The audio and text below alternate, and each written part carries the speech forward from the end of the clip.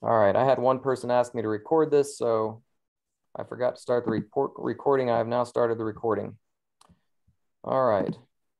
So Dr. Groupman was challenged at this grand rounds that he was giving about compassion and communication. And Dr. Salem, the chair of the internal medicine department at, I believe it was a large Philadelphia area hospital system, gave him this challenge. I've quoted what he said on the screen. There are primary care physicians in every hospital who speak with great sensitivity and concern, and their longtime patients love them, but clinically, they are incompetent. How is a patient to know this? I think this is true in every single hospital I've ever been to, that compassion and good communication skills are not enough. We ideally would be having competent physicians care for patients, but not all physicians are at least at the top of their competence game, but patients have a difficult time knowing this. And that Dr. Groupman said that kind of set him aback. He gave some kind of off the cuff answer to it, but he wasn't really able to answer that in an adequate manner, he felt. And so he wrote a book about it. I highly recommend this book. It's entitled How Doctors Think. And I've got it on my bookshelf in at the office, and it's a great read. It is not written for physicians, it's written for the lay public. And let me just share a few ideas from that book that will probably help you. Well, it turns out that doctors think badly. In general, doctors are people. Maybe you noticed this. And people think badly, it turns out. People depend on mental shortcuts in their thinking, and doctors are no exception. Your physician may think that they are the epitome of logic and reason, and it's probably not true, just as it's not true for your friends on Facebook either. Dr. Groupman starts by looking at what's called an availability heuristic. We'll talk about what a heuristic is here in a moment.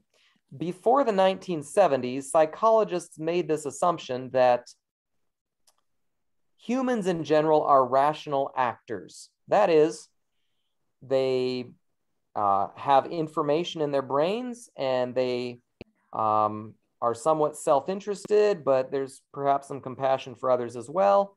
But in general, humans act in a rational manner. They have algorithms in their brain that they go through in order to make decisions.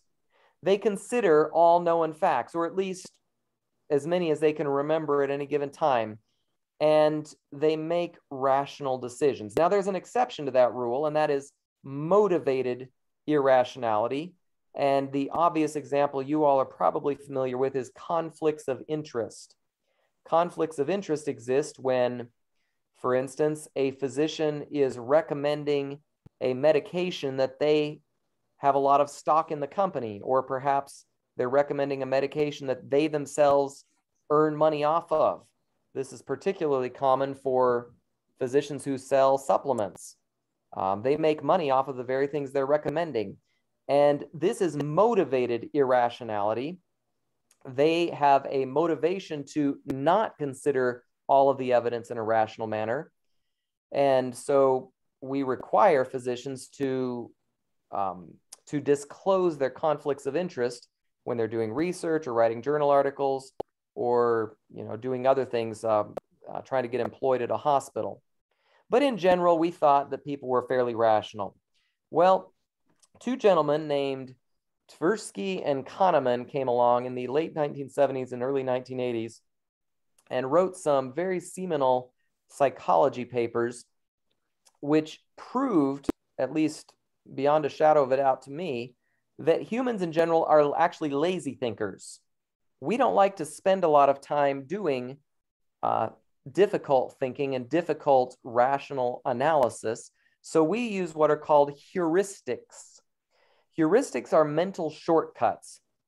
And these mental shortcuts allow us with pretty good accuracy to explain a lot of the human errors that occur apart from irrationality. That is, we don't have to assume that humans are just doing stupid things when they make mistakes. No, they're just using mental shortcuts that are failing them in certain cases. Now, these mental shortcuts are, there's lots and lots and lots of them, but the one that Dr. Groupman felt physicians are especially prone to is the availability heuristic.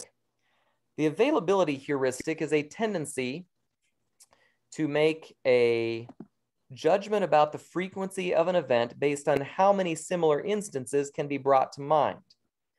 This is a mental shortcut that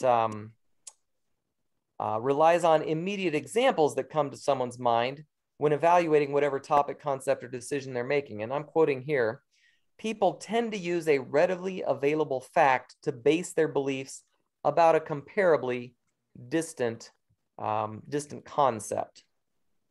So here's kind of a diagram of what the availability heuristic might look like. That is, the information you're using to make a decision is actually the information that's most recent, most frequent, most extreme, most vivid, or most negative. These are the things that tend to stick in our minds, and we use that information preferentially to make decisions. So here's an obvious example from a clinical situation. If you're a physician working in an inner city and at an indigent care clinic, and you tend to have a lot of patients that show up and they're alcoholic, this may be a common occurrence for you. And because of that, you may assume that the patient you're examining has delirium tremens, withdrawal from alcohol, as the cause of their tremor, rather than essential tremor. And it may be true that it's more likely in your particular patient setting, but that's still a mental shortcut that may lead you to a wrong diagnosis in this particular case and may harm the patient. So Dr. Groupman, at the end of his book, after mentioning several other heuristics, mentions 4 questions that any patient in their doctor's office should ask. And I would strongly urge people to ask these questions, especially as the acuteness of the situation, the seriousness of the situation increases. Certainly anybody who has a new cancer diagnosis, anybody who's facing a major operation would be the 2 that in my office, you should be asking these type of questions. Ask the question, what else should it be? It turns out there's another mental bias that is called the pleasure of the search bias. That is, people and physicians, they make a short search for information, and then when they find information, it's actually pleasurable. They enjoy that, and they're somewhat proud of themselves for finding the information. And as part of that availability heuristic, that availability bias, they're likely to use that recently found information more than other information. So the patient should ask their physician, what else could it be? And that ideally will start the doctor in answering the question, thinking, what is my differential diagnosis here? Yes, it probably is colon cancer, but could it be a colonic lymphoma? Have we really done all the tests that we need to do to make sure that we know which diagnosis is actually extremely likely to be correct before we embark on a difficult therapeutic journey? It's an important question. What else could it be? The second question to ask is there anything that doesn't fit? This is attacking confirmation bias. All of us have something called confirmation bias, and that is the tendency to put more weight on the information that fits what we already believe. Doctors are no exception to this. When we are putting together all the pieces of information that we're getting about a patient that we just met, confirmation bias can be very strong to discount 1 or 2 pieces of information that really don't fit that assumption that, for instance, that patient, yeah, they've got delirium tremens. I'm in an indigent care clinic. They smell of alcohol. My last 10 patients were alcoholics. Their tremor, it's got to be delirium tremens. The fact that they're a little bit older and they have a family history of some other neurologic disorders, I'm going to skip right over that.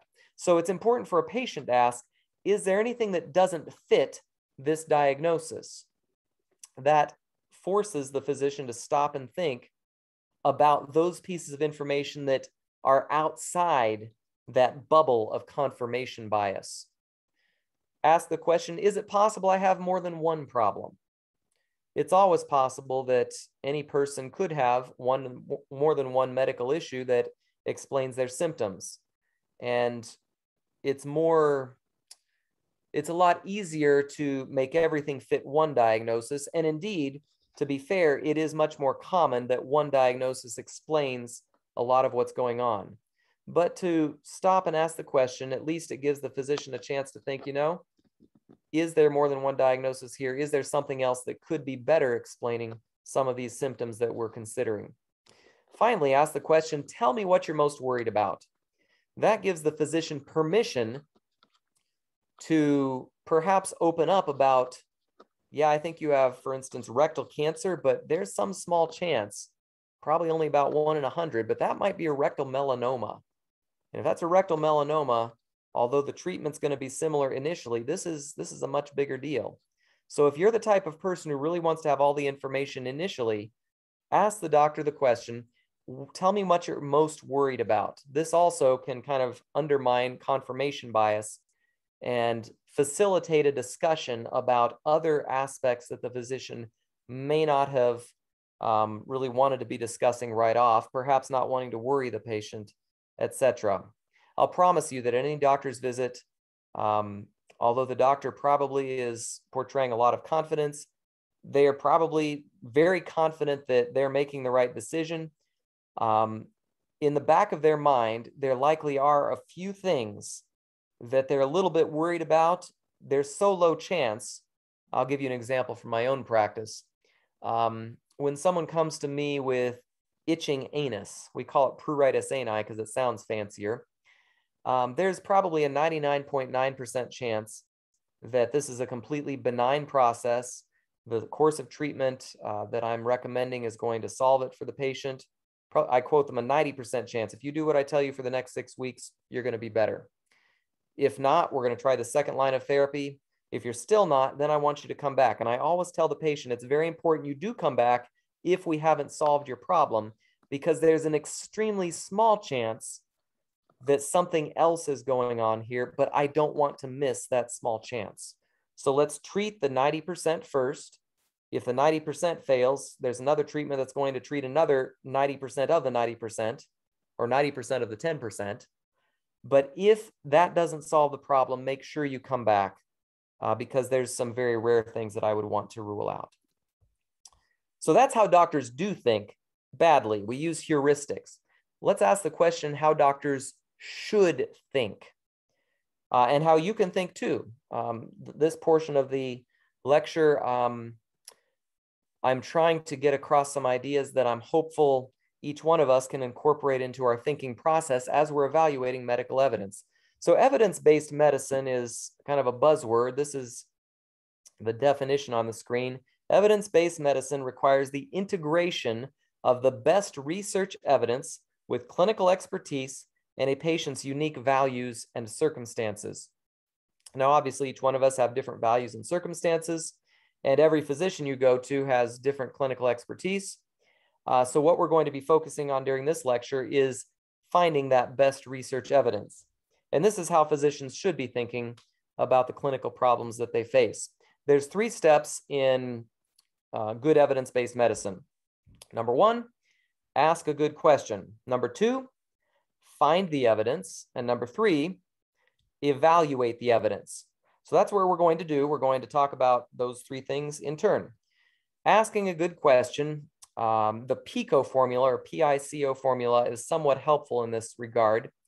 You want to narrow down your question to a specific patient or a population or a specific health problem. It needs to be as specific as possible to get an accurate, answerable question. And I'll give you some examples of questions that are not really answerable and questions that are in just a moment. Second, you want to figure out what is it we're actually going to do in this situation? What's the intervention? Perhaps it's a medication that's going to be started or a dietary supplement that's going to be recommended. Perhaps it's a surgical procedure that's going to be recommended. Or if it's an exposure, perhaps this is a patient or group of patients that's been exposed to some heavy metal toxin or radiation or something of that nature. What has been the intervention or exposure? Third, what's the comparison? For every question you ask, you can't just ask a question in isolation. What's the comparison to that intervention that you're going to do? Is it a placebo if it's a medication? Is it a sham surgery if it's a surgery? Perhaps there's two different surgeries that are being compared. There needs to be a comparison. Ideally, one of those comparisons is either placebo or the gold standard. If we already, through much research, have determined that patients who just had a heart attack need to chew an aspirin, for example, and you think, I think that's wrong. I think they'd be better off if they took a dose of Plavix or took some other antiplatelet agent. In comparing that, we would compare that to the gold standard. If we don't know anything about the particular area, say that it's a new disease process and we really don't know what the right treatment is, we would compare any given treatment to placebo in that particular setting. This is to ensure that the trials that you're looking for are ethical. And the last question is, what's the outcome of interest? Do I want to reverse diabetes? Do I want to drop blood pressure by 10 points systolic? Do I want to lose a particular amount of weight? Do I want to have a improved cancer survival rate? There's all sorts of different outcomes of interest that you could ask. But each one of these things needs to be carefully defined to ask a good question. Here's some examples of bad questions. Does a low-carb diet work? Well, that's very vague, and it's not really an answerable question from the research literature we're going to look at. I misspelled that. Does vitamin C prevent colds? That's also a pretty vague question. Here are some better questions that are similar, but they've been much better defined, and they could be answered by a literature search. In obese, non-diabetic men, does this specific diet, pick one, say the Atkins diet, lead to more weight loss than a ketogenic diet or a plant-based diet or some other diet that you wanted to compare it to without significant side effects? You'd have to define what significant meant when you were looking at some of the papers, but that's a very specific question that you could do a literature search for and find an answer. As far as vitamin C, in nutritionally normal adults, does adding a 2,000 milligram vitamin C supplement daily decrease the frequency of upper respiratory infection symptoms compared to placebo? That's a very well researched question, actually, and the answer is no, in case you're curious. But it is true, actually, that taking vitamin C with the onset of symptoms can shorten the duration of those symptoms by about 12 to 24 hours, depending on which study you're looking at. So those are very precise questions. So you need to ask a good question. After you've asked the question, the next thing you need to do, step 2, is find evidence. I've put a big question mark after Google here. My father-in-law, Dr. Mills, said he just hated it when patients came in with a Google search. And I have to agree with him. Google is probably not the best place to go finding medical evidence. However, scholar.google.com is an easier search engine to use than pubmed.gov. And it searches pretty much the same literature and probably gets some additional literature that PubMed may miss. So scholar.google.com is a much better search engine. Those search engines are looking for actual scientific papers. Most physicians and certainly the lay public are going to be better served by search engines that aggregate information for you. I've put 4 examples up there, and there's undoubtedly others.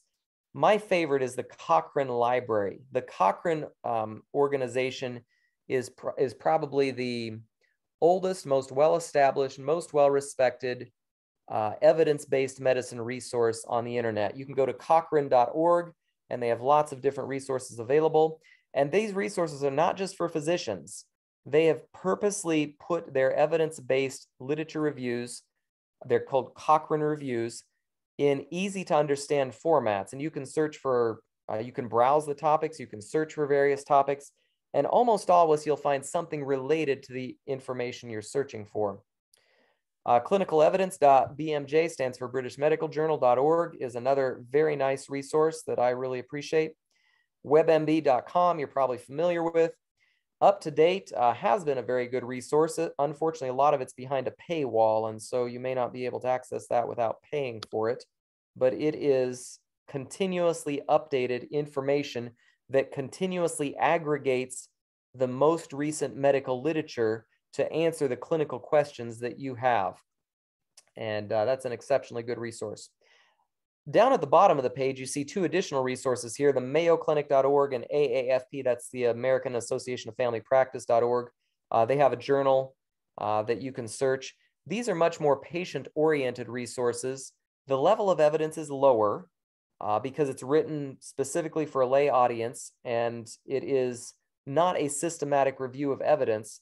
Nevertheless, I think that you would find these very helpful if there's specific questions that you have. And many large medical centers, large medical organizations have similar searchable databases of medical information that can be helpful, although it's not the highest level of evidence.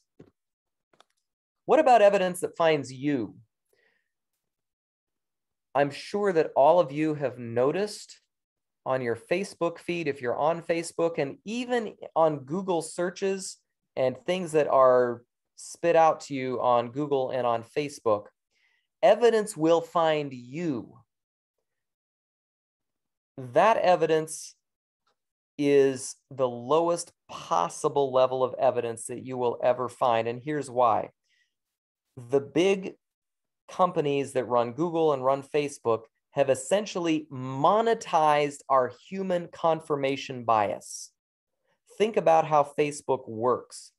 Facebook makes money by keeping your eyeballs on the screen as long as possible. That's how they make money.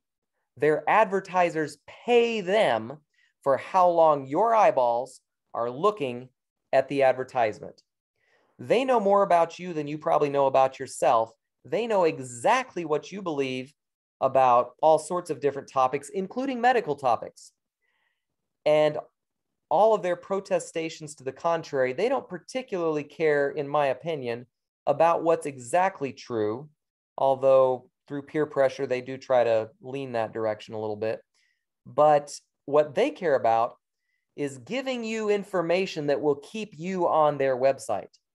They have monetized our human confirmation bias to keep us there, and that naturally squeezes the amount of information that you consider into a smaller and smaller area of things that you already believe. Therefore, any evidence that is finding you on the internet is likely driven by large companies that are monetized, that are making money off of you and your eyeballs based on your confirmation bias. And don't deny that any of us have confirmation bias. We all have it. Doctors have it. People have confirmation bias in general. It's just a fact of life. And that's how these big companies make money. So be extremely skeptical of evidence that is finding you online. Here's the big question. There's a probably near infinite amount of evidence out there. How can we, as consumers of evidence, evaluate the evidence? This is where tools come in, and this is the best tool I found to share with our group this evening, discern.org.uk. Discern.org.uk. This is 15 questions that you can ask without having any expert knowledge in the area that you're researching. Again, we're talking about medical stuff tonight, but it would work for any area, to evaluate the information that you're seeing on the screen. And here's the key, without the need for any expert knowledge in that area. The Discern tool. It's a great tool. The first 8 questions help evaluate what's the reliability of the source, and the last 7 questions evaluate how likely is it that this information is to be accurate.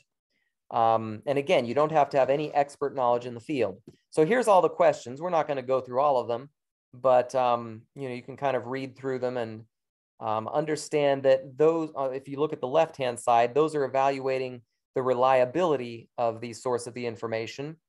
Those sources that say our aim in this study is to prove thus and such, and we did or didn't prove it, we think this is relevant. We have all these sources that we're citing. It was published on this particular date. That allows you to decide, is there new information afterwards that might change our opinion? It attempts at least to present a balancing perspective, and it lists all its sources, and it gives you ideas on where else you could find additional information. And most reliable sources of information are not going to come across as being, this is the end all be all. They're going to acknowledge there are areas of uncertainty. So you can also look at the questions on the right-hand side of the screen. It essentially evaluates how precise and scientific the information is that's being given, and that is a surrogate for how accurate it is likely to be. Under each of these questions, when you go to that website, I didn't list them all here, it has a whole form that you actually fill out. Under each question, there's a rating scale, a Likert scale from 1 to 5, and they're all exactly the same. They go from 1, no at the left-hand side, a yes on the right-hand side, or partially in the middle. And you just rate each one of these questions, and at the end, you kind of add them up. Under each one of those, this is what's most helpful. They give you a hint of what to look for. So question number 6, is it balanced and unbiased? So here's some things to look for. Is it written from a personal perspective, or is it more of an objective point of view? Is the evidence that's given from a range of sources, or is it more one research study or one expert sharing their opinion? Is there any evidence of an external assessment of the publication? That's where peer review comes in for scientific articles, or if it's a large, I'm not an expert on this, but if it's a journalism article, certain magazines, certain publications have more peer review and more editorial oversight than others do. On the other hand, if this publication is really focusing only on one thing and not really discussing other possible choices, you ought to be a little bit more wary. Is it only looking at perhaps a single case or a single case series, which may or may not be typical for other folks with the same condition? Especially be wary if the information is very sensational, or it's emotive, or it's presented in an alarmist manner. That decreases the chance that it is likely to be reliable. One of my friends on Facebook essentially cut down those 15 questions into something much more user-friendly, if you will. I'll give credit to Eric Lowe for this. He's actually printed this out on cards and handed it to his friends. And this is not just about medical information. He's not a physician at all. He's looking at all the information on the internet. And so he's trying to just ask 6 questions to make it more or less likely it's reliable. This doesn't prove it one way or another, but it kind of helps. I'll blow it up here for you so you can see it. So the first question is, where did the information come from? And the question answer, someone you know and trust, this doesn't mean that someone you know and trust shared it with you on Facebook. That's not the answer. The question is, where did the actual piece of information come from? Do you personally know the person who's generating this information? Most of the time, the answer will be no, on Facebook at least, or Google. But if you do know them, you can have that personal relationship with them. You can kind of evaluate the likelihood based on that it is likely to be true. Question number 2, are sources cited to explain or prove the piece of data that's being shared? If the answer is yes, then, well, it's more likely to be true. If the answer is no, that's a big red flag. Question number 3, do the sources that are cited come from a broadly respected authority with expertise on the topic? We're going to talk at the end of this lecture about expertise and the role for experts. So a lot of people get uncomfortable with the idea of just trusting the experts. We'll get to that in a moment. But for now, I'd like to point out that the important question here is not whether someone's broadly respected, but whether they have actual expertise on the topic being discussed. And we'll talk about that again under expertise. Question number 4, do they prove what they claim? If the answer is no, well, then pretty obviously it's not very reliable. But here's an even more important thing. Can the claim that's being made be verified or disproven by other people who come behind and kind of repeat the study? That is how science works. If someone is making a claim that cannot be disproven, that's almost the definition of a conspiracy theory. And that's not science. If you can't test it and prove or disprove it again to repeat the experiment, that should almost immediately be thrown out. Question number 5, has it been peer reviewed by other respected authorities with expertise on the topic? If the answer is no, then that should give us pause. If the answer is yes, then it's probably more likely to be reliable. And finally, this is an important point, does other information to the contrary, that is, does information on the other side of the question making the opposite point make it to the same point or further in this flowchart? Because it may be, and this is definitely true, there is scientific data that will make it all the way down to the bottom left-hand corner on both sides of some issues. And that doesn't happen that often. And for most of the questions that our audience today would be searching, it's not true. But it is true that some evidence will make it all the way down. But I'll bet that if you take this algorithm and you apply it to the information you are looking at on the internet, you can very quickly sort through what is most likely to be reliable versus unreliable. I thought this was a great flow chart, and I just thought I'd share it with you. All right. Well, we have asked a question, we have gathered some evidence, and we have evaluated the evidence. Now we're ready to do our own research. I thought long and hard about even including this slide in our presentation. I don't want to make this argument that the author of Forbes magazine made, which was essentially, don't. He titled his article, "You Must Not Do Your Own Research When It Comes to Science."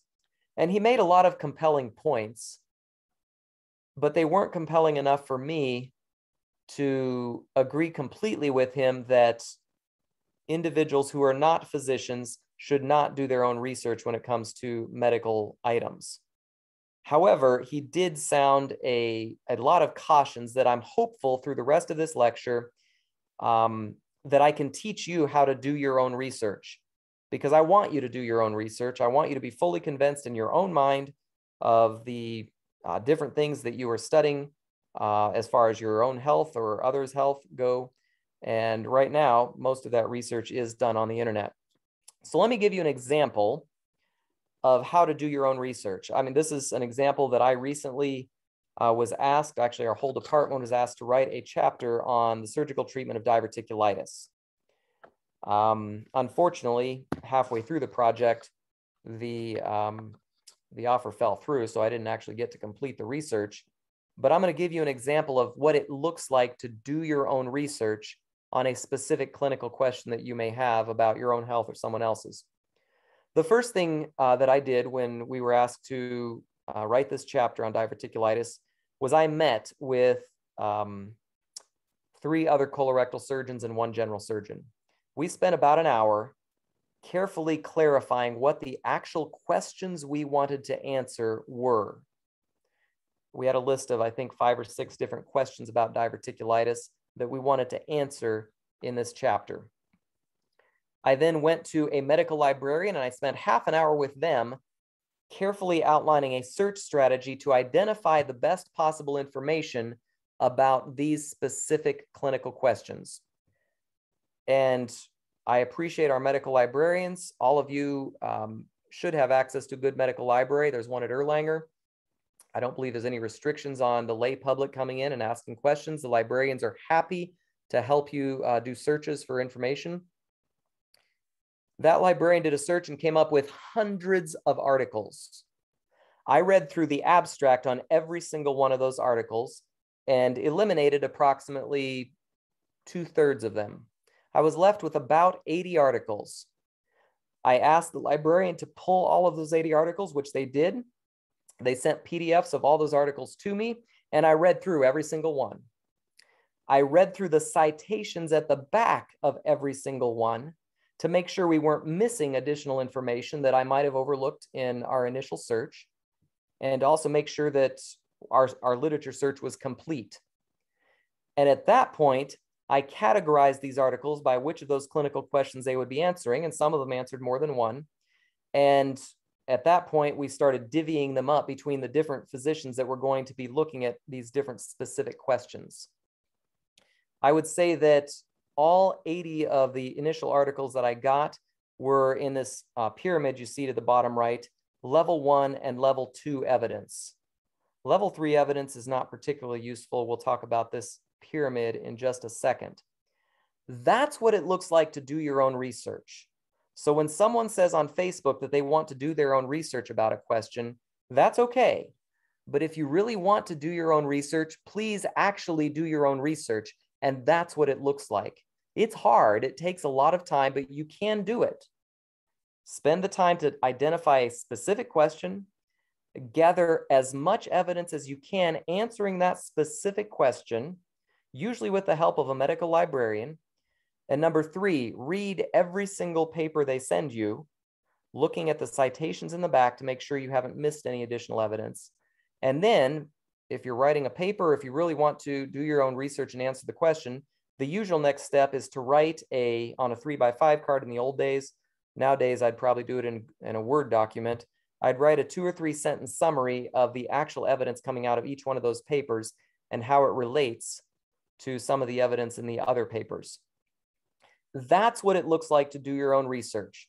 So please don't say to your physician that you want to do your own research if you're not going to actually do that, because that's what doing your own research looks like.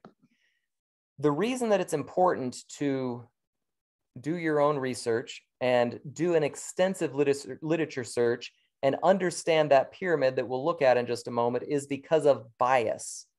100% of humans have bias. Doctors are no exception. Let's start with the doctors, the researcher usually. Doctors are very prone to confirmation bias. I'll use myself as a specific example. Right now, Dr. Steinke and I are doing some research about hydrothermal therapy for COVID patients. And we've done it. Dr. Steinke's let out in that, and he's actually done the hydrothermal therapy in a few more than 20 patients. And we've gathered a lot of data about those patients. We've gathered a lot of data about some control patients, and we've sent it all off to a statistician to look at. I think both Dr. Steinke and I, he can speak for himself, but I think both of us, we kind of are inclined to believe that hydrothermal therapy does work. Personal experience, anecdote, other sources of information, it kind of makes us think that, yeah, this probably works. That is researcher bias. And how do you get around that? It's very difficult, and we'll talk about it in just a moment. Both Dr. Steinke and I are prone to confirmation bias. That is, when we look at the data we get out of this extensive review, if there is one piece of data that suggests that hydrothermal therapy works for COVID, we're likely to focus on that. When we write our paper, we're likely to talk about that. But it's not only the researchers that are biased. You can have selection bias. I'm told that a lot of the early research articles on sickle cell anemia only enrolled men as research subjects. Well, that's clearly a selection bias. If you are not enrolling the patient population that you hope to be treating in the future, how do you know that your group of patients is actually representative? That's selection bias. Recall bias is a very common bias that is common when you are giving a survey to patients. Well, most of us don't remember very accurately what we ate today, much less yesterday, and perhaps not last week. So recall bias in survey data can be a real problem. Observation bias is another real bias. This is called the Hawthorne effect. Turns out you can make people work better by making them believe that you're measuring how well they're working. It's a very well-known effect, and if someone believes they're being measured, they will shape up. They'll do better. This is the observation bias. Information bias has to do with how the information of the study is actually collected. And it is certainly possible that either knowingly or unknowingly, more often unknowingly, information that is collected and run through a statistical analysis is inappropriately analyzed. And there's a variety of reasons for that, that I don't feel qualified to even understand, much less explain. I am not a statistician. I recognize my bias and I recognize my limitations when it comes to statistics. Well, let's talk about this ladder of pyramid, or this this ladder of evidence, or this pyramid of evidence. It is amazing to me the number of times the lay press will come out with a breathless article explaining how we now know how to cure cancer. And when you actually read the scientific article they're basing their paper on, the scientific article was in a petri dish. It's talking about a group of cancer cells on a little dish, and then they dropped something on it and cured cancer. Well, that's an extremely low level of evidence. I would estimate, based on my 1 year of research, that there's about 1,000 to probably a 10,000 to 1 chance. Let me rephrase that. There's a 1 in 10,000 chance that that test tube research is actually going to translate in any way, shape, or form to humans. It's very easy to get a petri dish, drip a high concentration of some nutritional supplement or dietary extract or chemical or new drug or something on a bunch of cancer cells and kill cancer cells, or COVID, or some bacteria. This is extremely easy. The next question is, can you actually get that same concentration of chemical into the human body? And that's where animal research comes in. Only for obvious ethical reasons. We don't want to kill a bunch of mice or monkeys or whatever. We want to minimize the amount of animals that are sacrificed for the sake of medical research. It's not a particularly wonderful area of research. And so test tube research is used to rule out all the things that don't work. Those things that do work, if they have a particularly compelling basic science reason they should work in the human body, they then go on to animal research.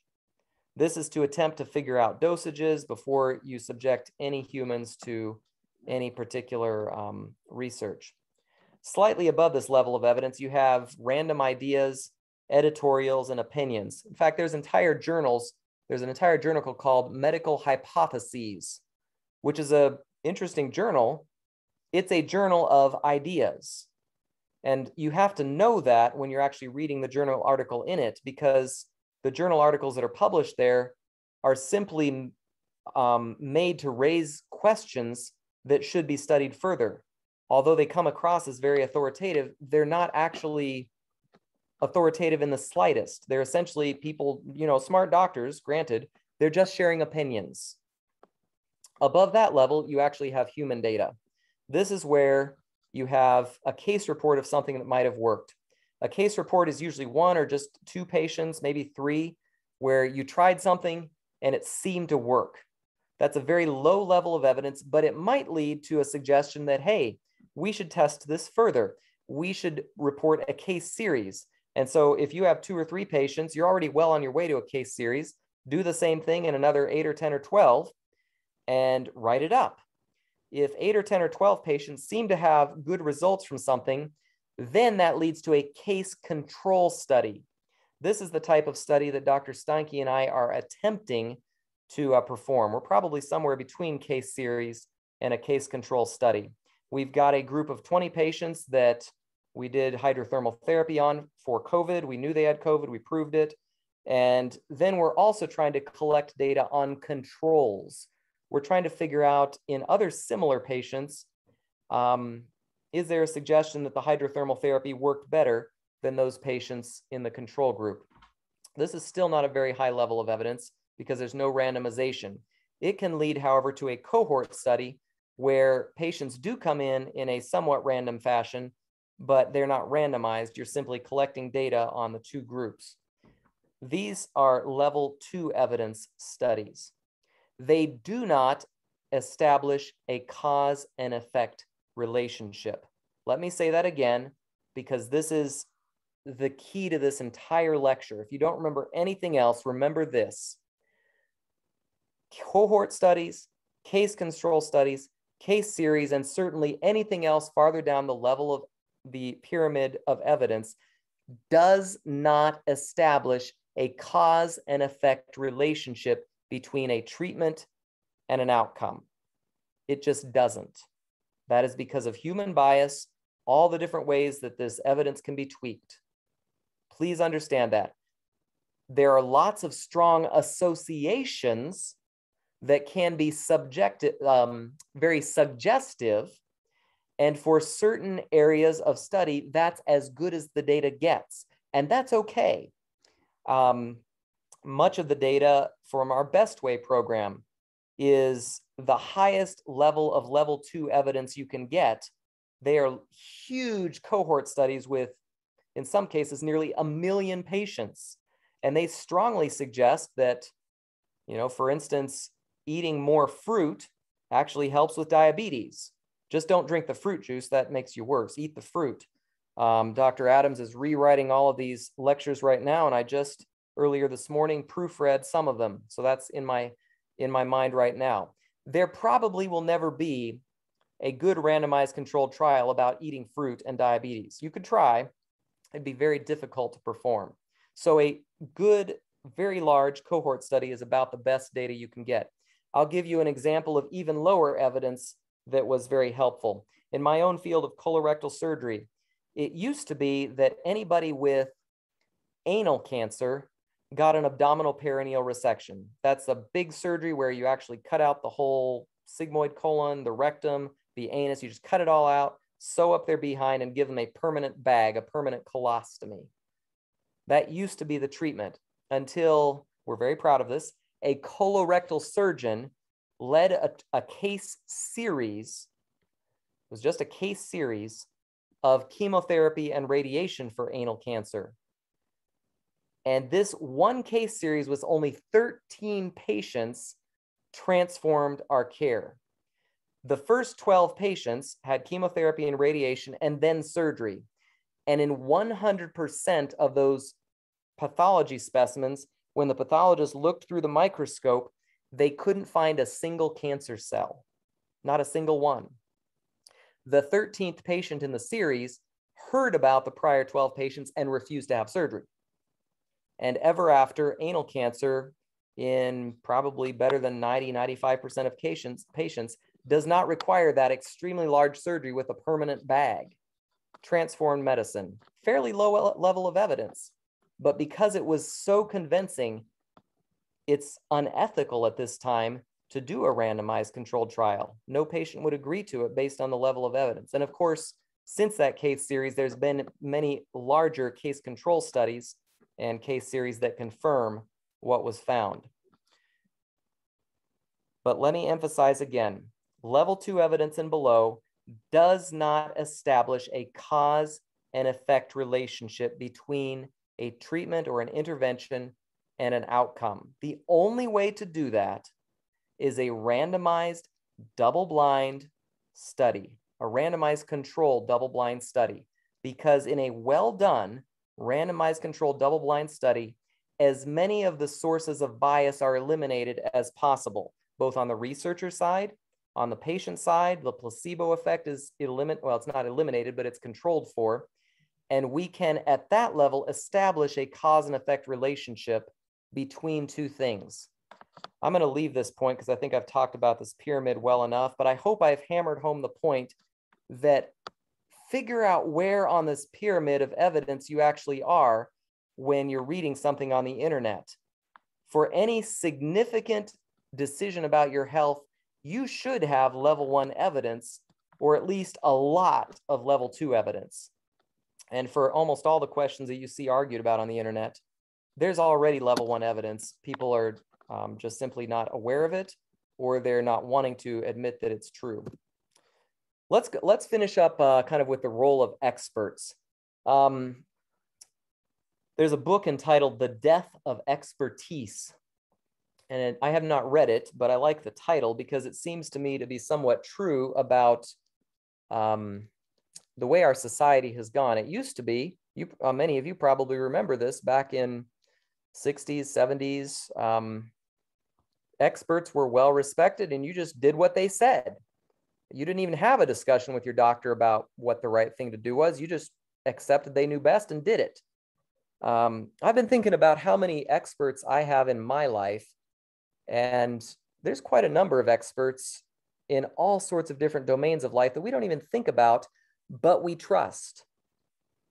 Many of them have to be licensed. They have to go through a specified training course, and then they have to be licensed by some government agency. Electrician. I've replaced one wall box in my house, and what I did was turn off the breaker. I was smart enough to do that. Then I went to Home Depot or Lowe's, I can't remember which, and I asked the electrician who worked there to get me something that looked exactly like what I took out of the wall. And then I went back and I put the wires on exactly the same way they were before. But I don't really consider myself an expert electrician because I was able to do that. I do think that if I really studied hard and read some textbooks and watched some YouTube videos, I could probably learn to be an electrician. Even if I did, I would not be qualified to hook up my house to the high voltage wires up at the street. Even if I figured out how to do some rewiring in my house, I may not understand three-phase power. In fact, until I read about it, I didn't even know three-phase power existed. There are a lot of experts, electricians, that we just trust. What about nuclear engineers? One of my patients is a nuclear engineer, and I happen to be in the evacuation zone for a nuclear power plant right up the street here. I trust that the nuclear engineers there know what they're doing. I could have listed probably another 20 or 30 experts that I thought up just off the top of my head. Auto mechanics. I trust that they know what they're doing. I took an auto maintenance class in college. I know a little bit about how my engine works. I could probably even change my spark plugs. If I got Uncle George Guthrie up here to help me, I could probably, even do a lot more. But I'm not sure I could change my timing belt and get my engine running again. I could probably change my radiator fluid, but I'd have to read about how to do it. I could definitely change my oil, but last time I did, I had some choices about different kinds of oil, and I relied on the experts to tell me which one would be the best one to put in my car. My brother-in-law is a computer scientist, and I just thought all computer geeks were the same. They all knew how to do computers. But it turns out within any given category, there are a lot of subcategories. And my brother-in-law, Tyson Hall, he's on the hardware side of computer scientists. He's not a computer programmer, although he knows a lot about how to do that, certainly more than I do. He's actually, let me see if I can get this right. He is in the subcategory of computer engineering called embedded systems. What that means is he actually designs the tiny intricate pathways on the actual chips that are printed on the silicon wafers to be put into the computer to build the computer. I have no idea how he does it, but I appreciate the scientists that make the internet available and make this lecture possible. There's all sorts of scientists and experts that we trust, but what about doctors? That's what we're talking about today. It seems to me there is a lot of doubt about doctors, and part of it is reasonable and part of it isn't. Within the big category of doctor, as in medical doctor, there's a lot of subcategories.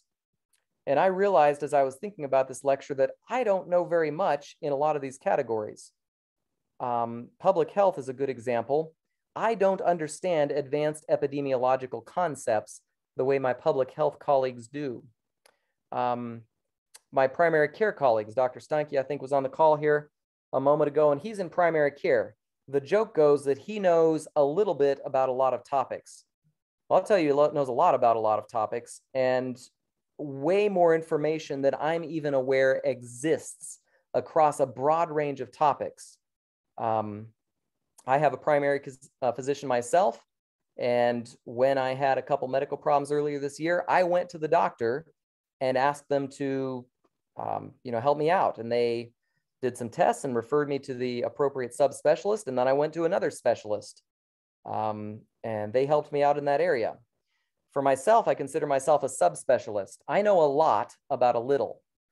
I know an awful lot, I think, about colon cancer, for example. And I'm very familiar with the literature out there about colon cancer. I know a lot about the chemotherapy for colon cancer, but even myself, I wouldn't consider myself an expert in chemotherapy for colon cancer. That's somebody else's area of subspecialty. So how should we relate to these experts anyhow? I think Greg asked me last Saturday, how do you evaluate the experts? And I suggested peer review was an example, but let's just think through a process about how expertise is earned. Turns out the 10,000 hour rule, which you've probably heard about, it's not all it's cracked up to be. You can certainly gain expertise in less than 10,000 hours in some areas at least. This curve on the screen, this graph, is a graph of the Dunning-Kruger syndrome. And I love this. It, to me, explains a lot about life. Over on the left-hand side, you see confidence. Confidence is increasing as you go up. And on the bottom, you have knowledge in a field. And that's increasing as you go to the right. This graph demonstrates the process that all learners go through. And I'd like to suggest to you that most of your friends on Facebook that are very sure about medical items are right here on the top left-hand corner of the Dunning-Kruger syndrome. They may have done a bit of research. They probably did find a few scientific articles, but I don't believe that they worked with a medical librarian to do an actual literature search, find 80 articles, and review the citations on every single one of them to make sure they weren't missing anything. And I didn't do that either when I first started residency. When I started surgery residency, probably about, it wasn't quite as bad as this graph makes it seem, but I was pretty sure that I could do surgery. You know, after all, how hard is it? You just put stitches in, right? You just need to know what to cut and where to put the stitches, and it's all going to be fine, right?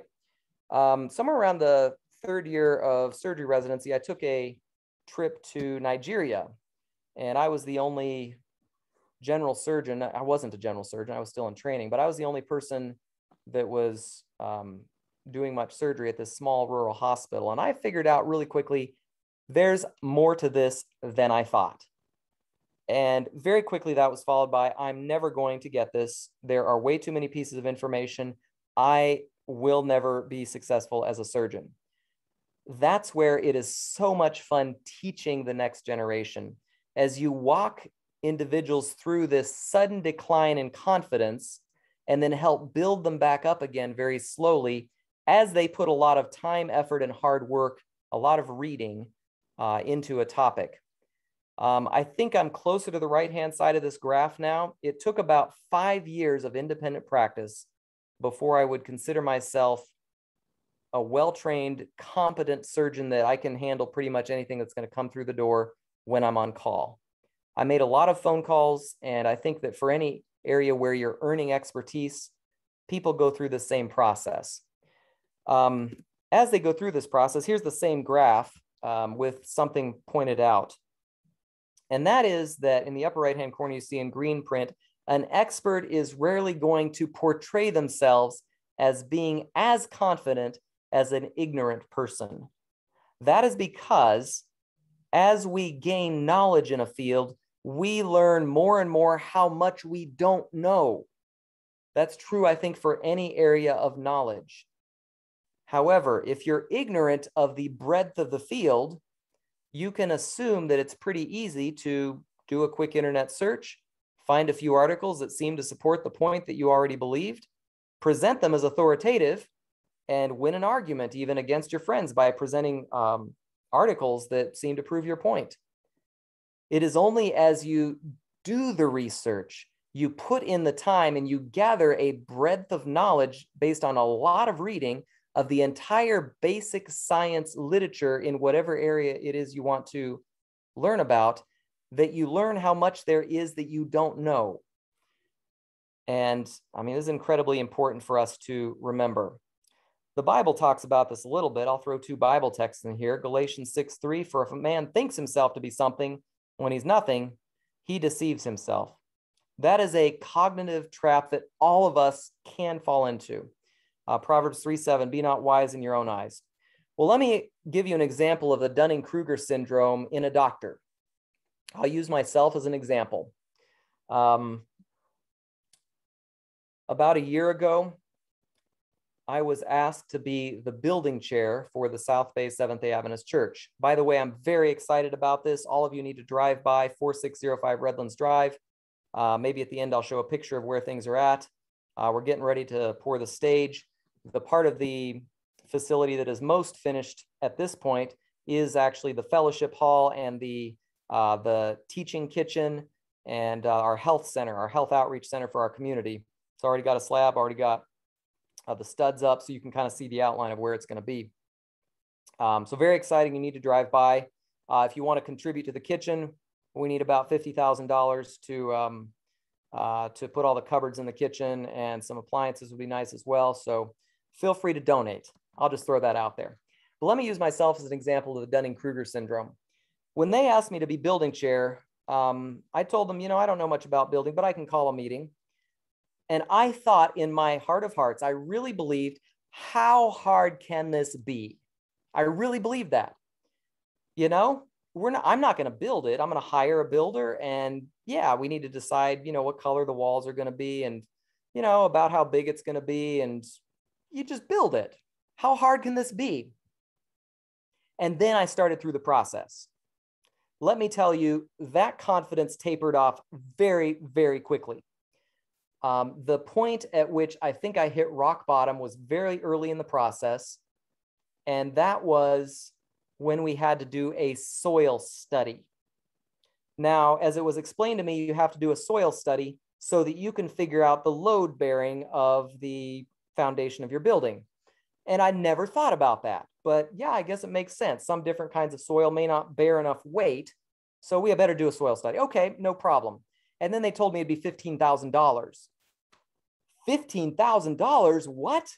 What in the world? I mean, just get a bunch of soil and put it in a press and see how much weight it will hold. I mean, how hard can this be? But we had to do it. It's a requirement of the city. And so, we asked around, got 3 or 4 quotes, and hired a company to do our soil analysis. I looked it up here. Our soil analysis, when it came back, was 50 pages long. And that's when I realized there's more to this building process than I ever imagined. I'll just read you some parts of this that I still am not sure I understand, but I spent a lot of time trying to understand it. 2 Atterberg limit tests were performed for this project. These tests help us confirm our visual classification according to the United Soil Classification Systems. The plastic and liquid limit represent the moisture content at which cohesive soil changes from a semi-solid to a plastic state and from a plastic state to liquid state, respectively. I have no idea what an Atterberg limits test is. I took enough chemistry to kind of understand what they were talking about there at the end. And then published geologic information indicates the site is underlain by bedrock of the Knox group, including the New Walla Formation, Mascot Dolomite, Kingsport Formation, Longview Dolomite, and the Chipoltec Dolomite. The New Walla Formations, made up of the Mascot Dolomite and the Kingsport Formation, generally consists of silicaceous dolomite with minor limestone. The silica is in the form of nodules and lenses of gray to white chert and varies greatly in quantity. And on and on and on. Table after table of information that I wasn't aware of, that I didn't know. I had no idea that this was a thing. I'll stop sharing here just for a moment and go back to sharing my other screen here. Hopefully, but give me a thumbs up if you're back to seeing Dunning-Kruger syndrome in a doctor. Is that what you're seeing? All right. So I hit rock bottom. I realized for the first moment that this building process, I was in no way, shape, or form qualified to have anything to do with it. And I needed to do a lot of reading to understand. That's when I started to think a lot about the role of experts in our society. Conservatively, since that time when I realized I didn't know a thing about a thing, I didn't even know what some of the questions were that would come up during this building process.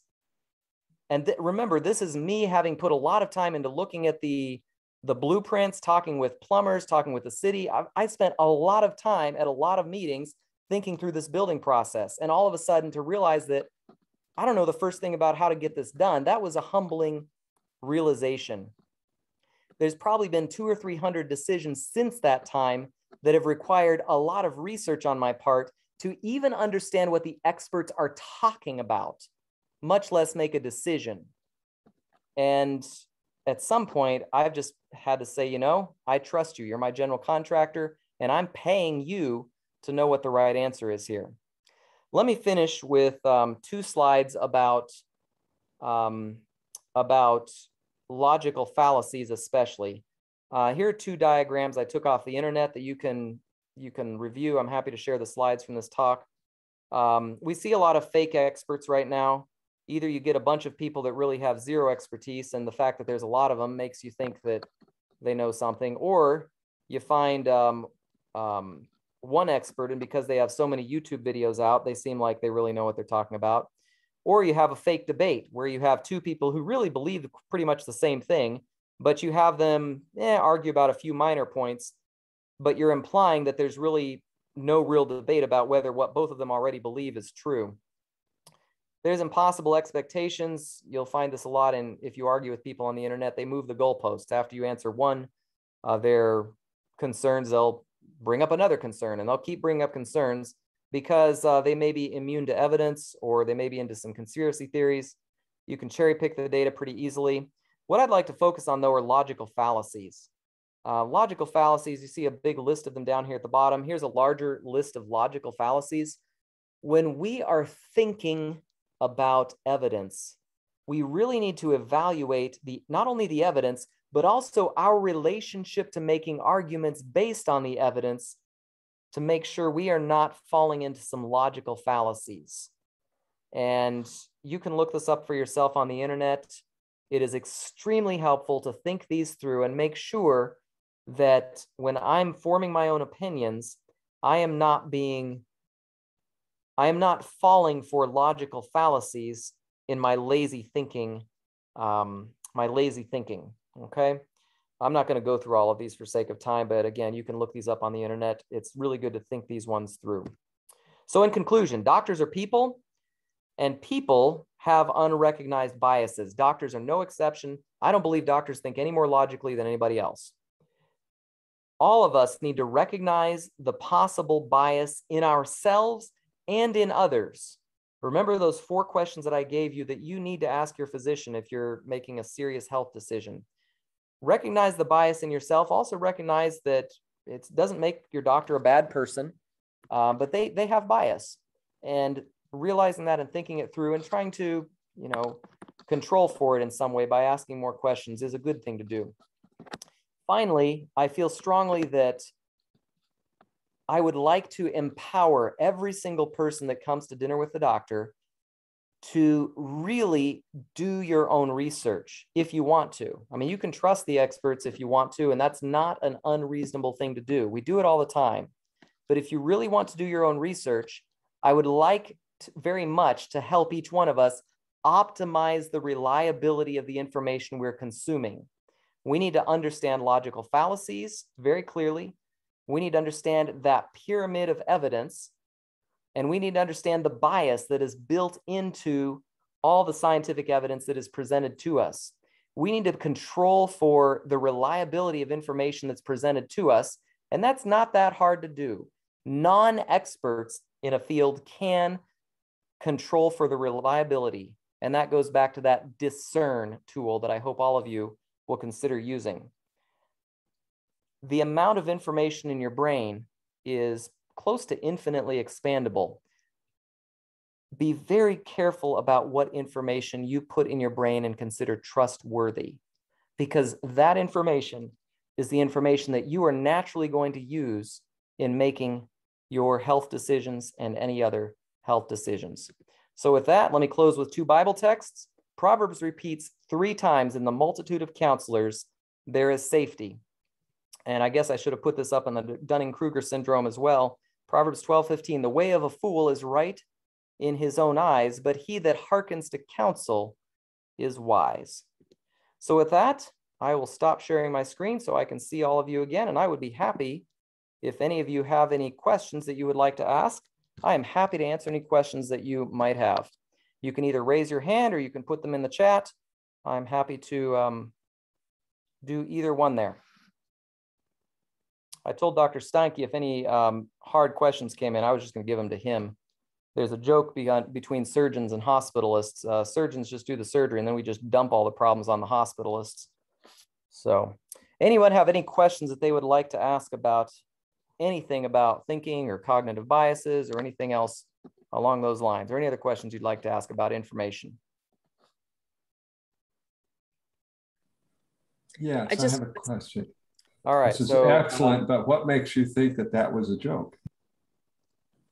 I'm sorry, I didn't understand the question at the end. You said that was excellent, but? Yeah, that's excellent, period. But your last joke, there's a joke that the surgeons just dump it to the hospitalist. What makes you think that's a joke? It isn't a joke, as Dr. Steinke can probably attest to. Anytime I have a patient with more than 3 or 4 medical conditions, I'm asking a smart doctor to take care of areas that are outside my area of expertise. I can't remember the last time I managed an insulin drip. Could I do it? Yeah, probably. It would take me a long time, and my ability and expertise in that would be, I could probably keep the patient alive, but I don't think I would optimize their outcomes. Aunt Dina, I think you had a question. No, I was just going to say, very few of us have the capacity to follow through the plan you presented for making sure we're getting the right information. So for me, there's still a large window of need for talking to an expert and hopefully being able to trust that person. Yeah, that's true. Yeah. So we didn't talk at all about how to evaluate experts. As Dr. Steinke and I briefly spoke about 2 days ago, it is difficult for a layperson to understand the peer review process and understand that some voices are a little bit more reliable in any area. I'll use colorectal surgery as an example. There are colorectal surgeons who are very well respected. They have edited textbooks. They are editing journals. They are up to date on the very, very most recent research. And there are other colorectal surgeons who are very nice people and probably do good surgeries, but they haven't cracked a journal in, years. The other thing and that's not really knowable by a patient. Here's what is knowable by a patient. If you're evaluating someone's truth claim on the internet, does that person have pertinent expertise? In other words, if you're asking a question about the treatment of malaria, is that an infectious disease expert? Are they board certified in the area of medicine that you're asking a question in? If you're asking a question about hyperparathyroidism, you would want to find an endocrinologist or a endocrinology surgeon if you're potentially needing surgeon for that disorder. So you want to find someone with relevant expertise. Just because someone's a doctor, just because they treat patients, does not mean that they are up to date on the data. Dr. Steinke, I see you unmuted yourself. You must have a question or comment. Yeah, just a comment and maybe a bit of a question in it. One thing that I know I run into a lot is that there are questions that just don't have as much research as you'd like to have. And, you certainly look around and you do your best to try to find what you can and try to evaluate it. But, I think that just having a large dose of humility, in that Dunning-Kruger syndrome curve there, there's a tendency, human nature to, act like you know a lot when you don't. And, and that's why, it is good to interact with people who, have, different levels of knowledge and talk to each other so that, you may be wrong about something at first and you may really think at first, this is it, this is the thing. And as you talk to different people, they bring up different pieces that you didn't realize about. And there may not be a lot of research on the topic necessarily, but being able to talk about different things does help people learn. And so don't just spend time only talking to people who know what you know. Talk to people who don't know what you know and know different things than you know, so that you can learn more about the thing that you're trying to learn about, even if there's not the research you'd like to have. Good. Let me jump off of that comment. I'll ask my father-in-law to look up this Bible text because you brought one to mind. I couldn't find it. It's in Proverbs somewhere. The idea that every person sounds right until he gets answered, until his brother answers him or something like that. I'm sure my father-in-law can find that. Elma, I think that's Elma or Emily, one or the other. I can't tell which, but we'll get to Emily. Emily. Yeah, okay. Let me jump off of Dr. Steinke's comment for a moment, and then I'm going to acknowledge your question. I want to emphasize you don't have to have a randomized controlled trial for everything. People such as myself who are kind of evidence-based Nazis, if you will, I do want good evidence to make my treatment decisions on. It isn't true that you have to have that randomized controlled trial for every single thing. It's nice, but it's not required. Whatever level of evidence you have, take the highest level of evidence and go with that. What I want everybody on this call to understand, again, is that difference between correlation and causation. If you do have a randomized controlled trial that's well done and it's controlled for bias and there's no big conflicts of interest or something, if you do have that well-controlled, well-randomized controlled trial, the point of that pyramid of data or of evidence is it doesn't matter how many case control series or cohort studies or anecdotes or expert opinions go the other way. The randomized controlled trial trumps all of those.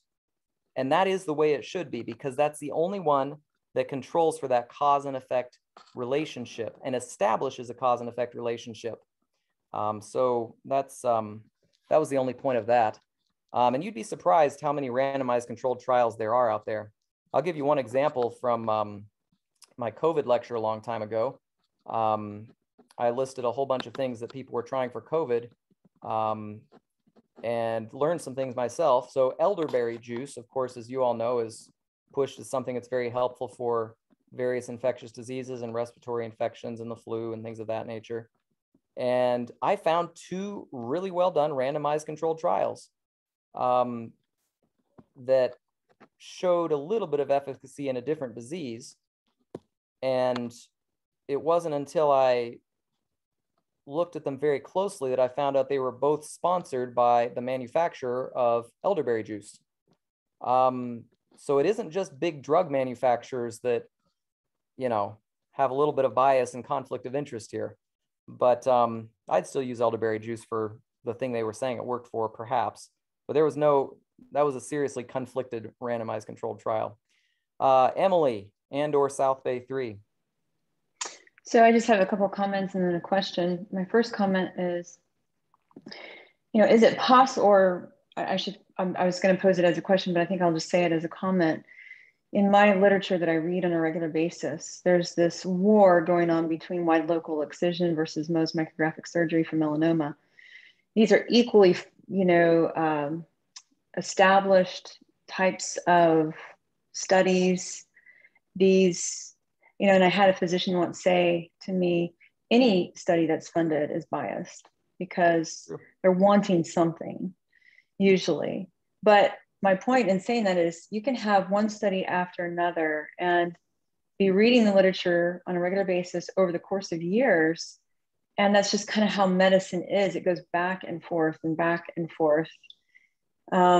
It's not really the perfection of medicine, it's the art and the practice, right? I mean, what are your comments about that? And then also, there's a book that's really neat that I've been reading called Gray Matter, about a neurosurgeon who explores some of the issues that you've talked about tonight. Gray Matter, it's a wonderful book.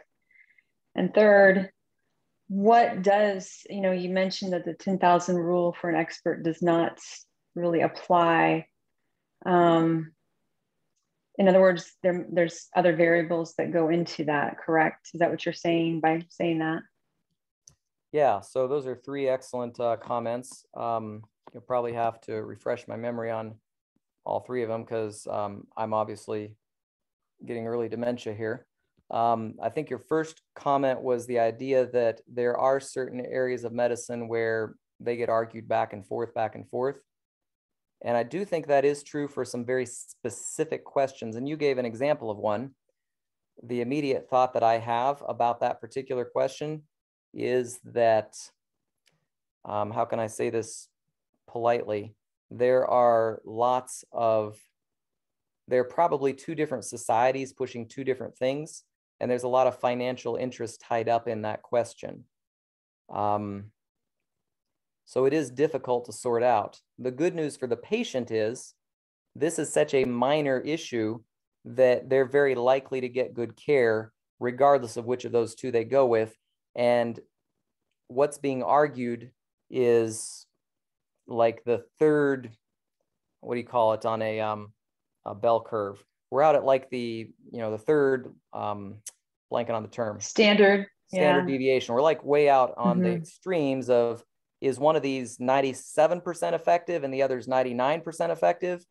That's pretty much where that discussion is, as far as I know. Again, there was an article. Yeah, go ahead. Well, there was an article that reviewed literature in general, and I think they brought out some specific examples as well. But basically, anything that is funded, they said, is biased. So that's really 90% of medicine. No, that's not true. That is definitely not true that 90% of things are drug-funded things or things like that. Everything is funded, but a large chunk of funding comes from the federal government.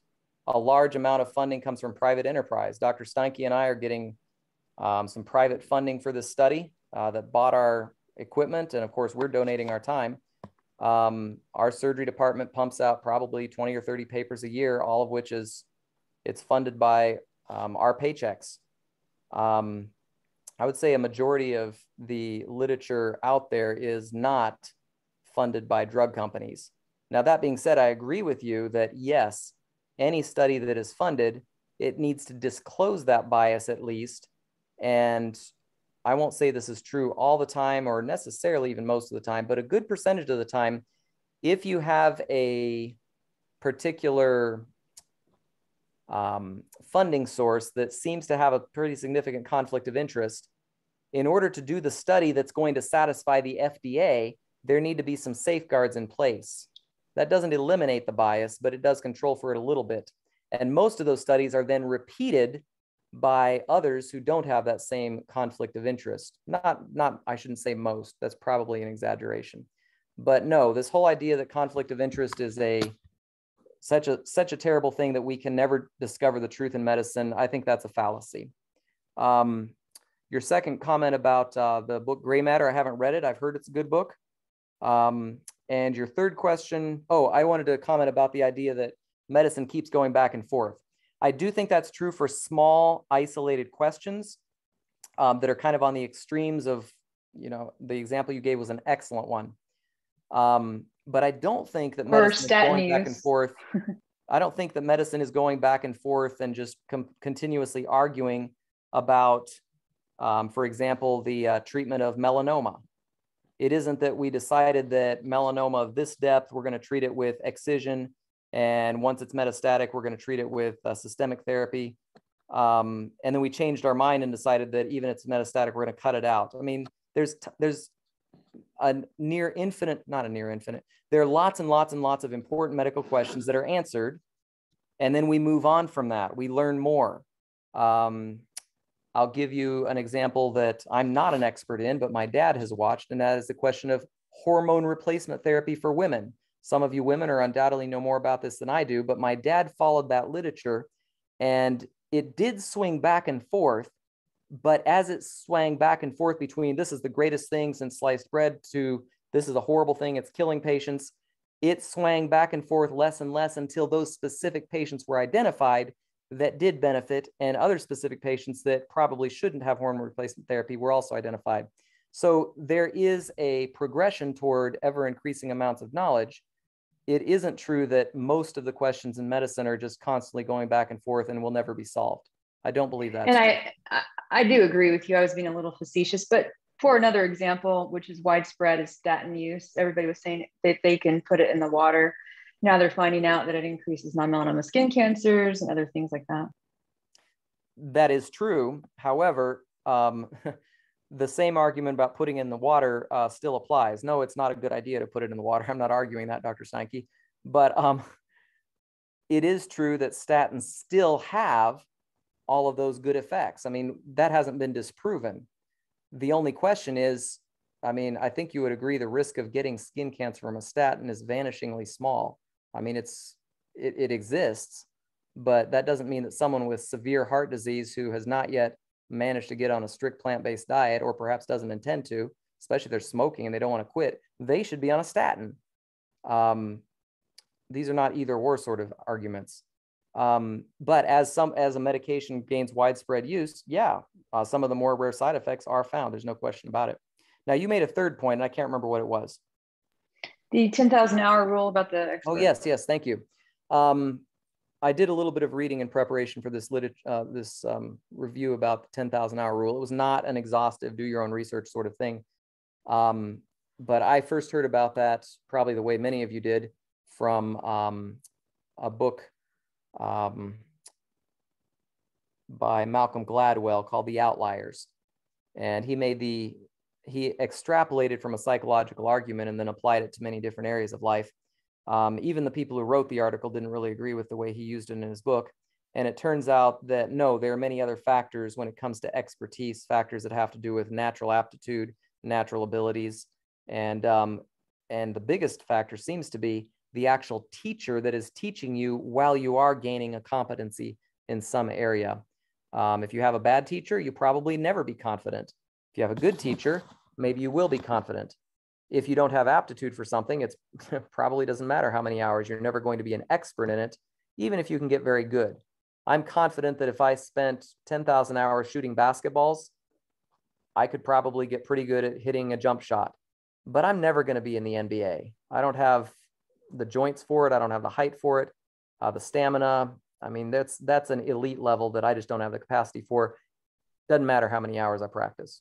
Does that Eric, answer that? Eric, I'm confident that no matter how many hours, and I think I've spent 10,000 hours on this, trying to pick coordinated clothing, I will never be able to do it. And I will always have to ask my wife every time. And I'm still having to ask her, 20 years into the marriage. So I still don't have a clue. And she knows exactly every time.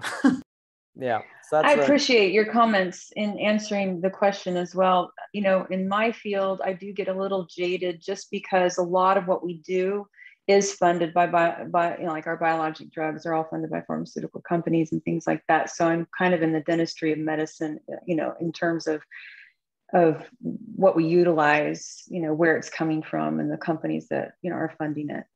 So the research is, you just kind of, well, whatever, sometimes you just kind of wonder about it, especially since there's so much competition and you've got a lot of drug reps trying to buy your dinner and things like that. So I'm coming from that perspective, and I realize that in general medicine, it's not always like that. The study that I did read in the overview of other studies, and I think I can actually retrieve it and send it. It's kind of interesting. His point in that any funded study is actually going to be some bias, is going to have some bias, is kind of an interesting concept. But like you said, usually even when it goes back and forth, it does swing smaller and smaller, and you can get to some points that are pertinent and valid. Yeah.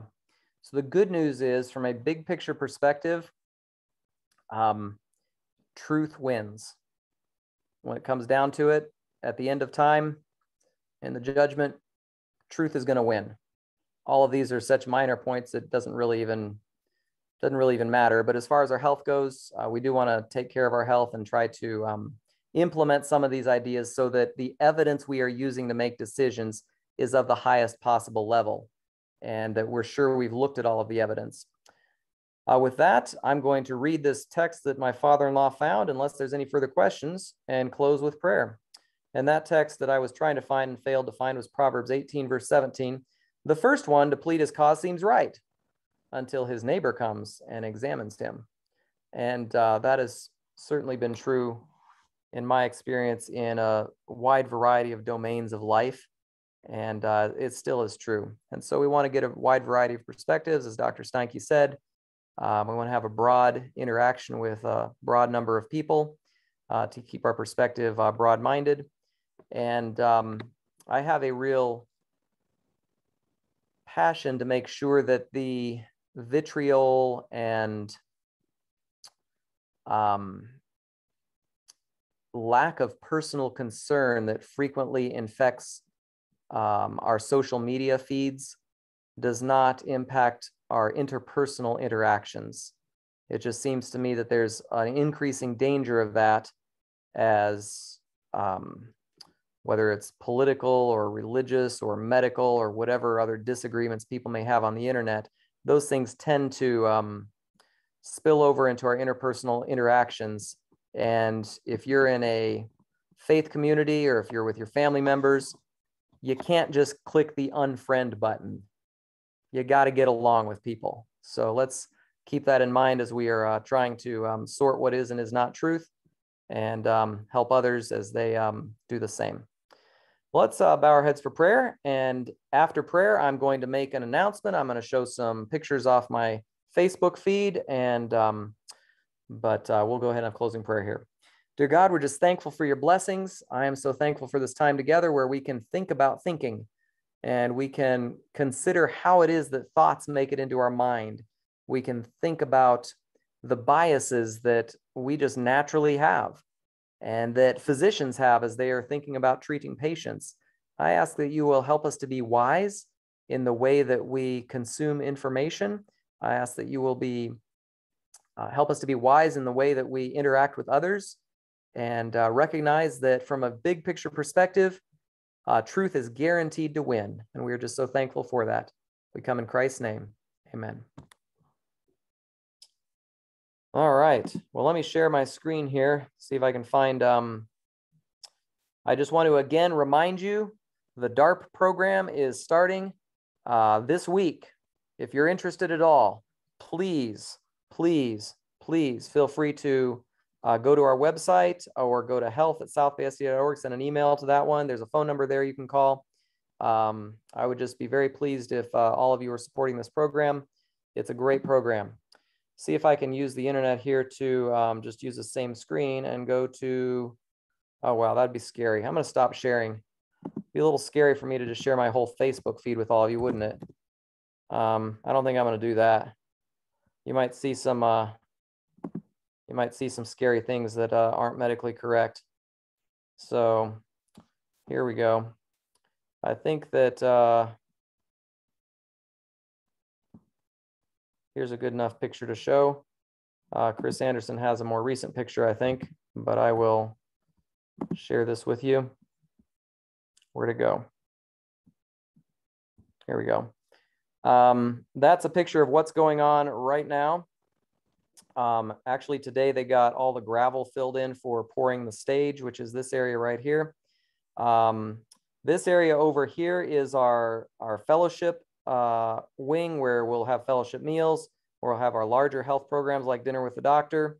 And you can't really see it in this picture, but this entire area off to the right here is the kitchen and pantry. There's a big window right there for doing kitchen demonstrations and cooking schools. And this kitchen is being optimized for use as a training kitchen, a teaching kitchen. The lobby will be right here, and there'll be kind of a pull around right in the front. And then this whole area is to outside these poles is a sanctuary, and everything you see over there is a classroom wing. There's actually another room down the hallway there that is set up for health programs. It doesn't have a kitchen, but it has a way that we could do a small meal in there. And that's for perhaps smaller programs, smaller counseling, like Elma might be doing with the DART program or things of that nature. So in any case, if you are interested at all in supporting our Dinner with the Doctor program, you can always go to DWTDHickson.com. And if you go to DWTDHickson.com, you can scroll down And under the how you can help, you can send a donation, and that will go directly to that kitchen and the fellowship wing over there for our future Dinner with the Doctor programs, where we actually have dinners again. I'm looking forward to that day. I have not yet heard back from the community center up in Hickson, so we're not able to use that venue. And I haven't had time to look around for some other venues, but hopefully very soon we'll be able to use our own health information center, health outreach center there for this program. So God bless you all. Thank you all for coming. And we will look forward to seeing you at our next Dinner with the Doctor program, or hopefully at our introductory session to DARP coming up this week. May God bless you all. Thank you. Thank you. Thank you. Take care. Take care. Yeah.